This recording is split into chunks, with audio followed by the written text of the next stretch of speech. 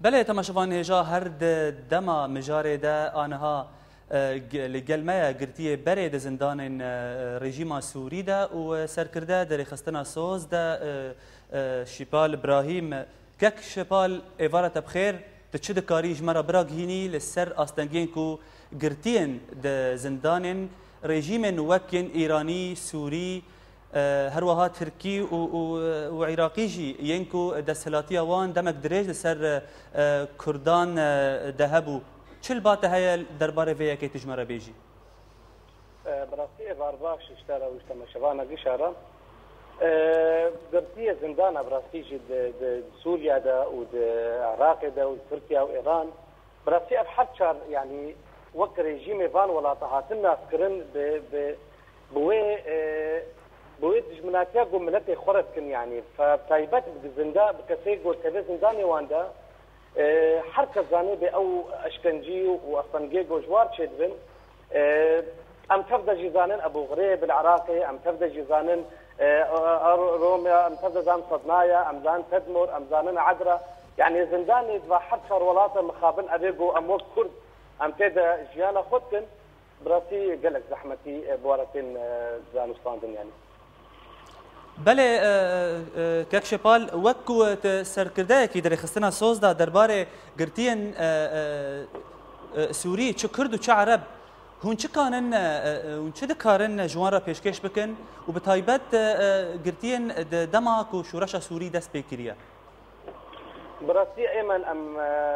تم كسي زنديه كسي دوازن دانا دا ام خوازن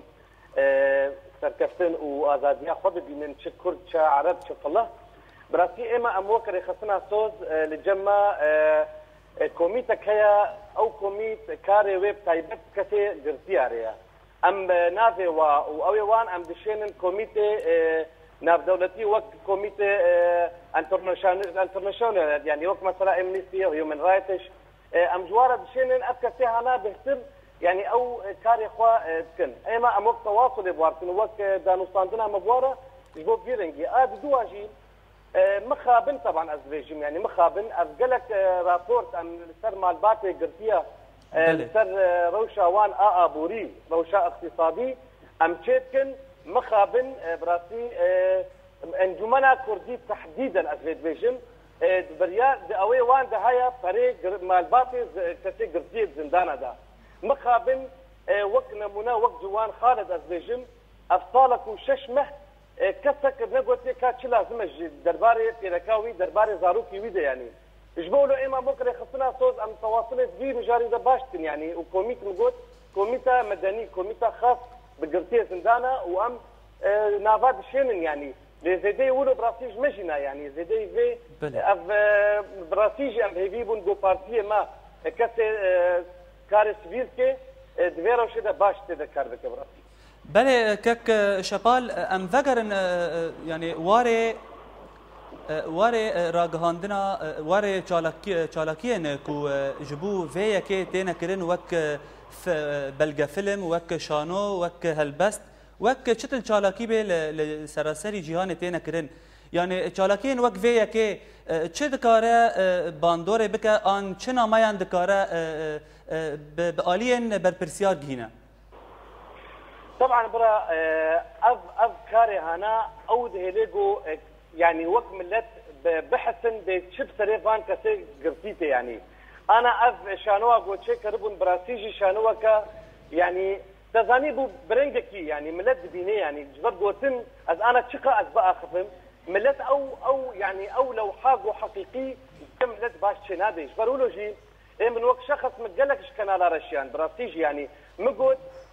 مطلوبه ايرو يعني فيلمك وري شكرن لسر تشتغو التنجيغو دناف وازن دانه سوريده تشدي برا اسخوازم از زي بيجم تشتغو دوازن دانه تشدي براسيجي تشتغلك مزن زي تري واز كسي قرتي انا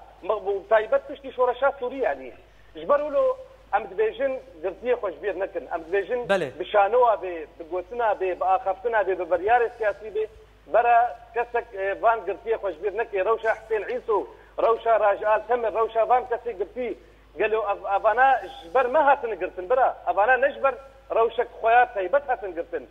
مخابن يرو كسبتا واجناك يعني الزيد بجم وآز بين في رسالة هاند شينم بين سر في كندا ويا بيروت از شوين بارتي سياسي تايبتر يعني برا ببن فصيل فاكسي قرتي اب كاسي قرتي ايرو تهميش بن روج بروج يعني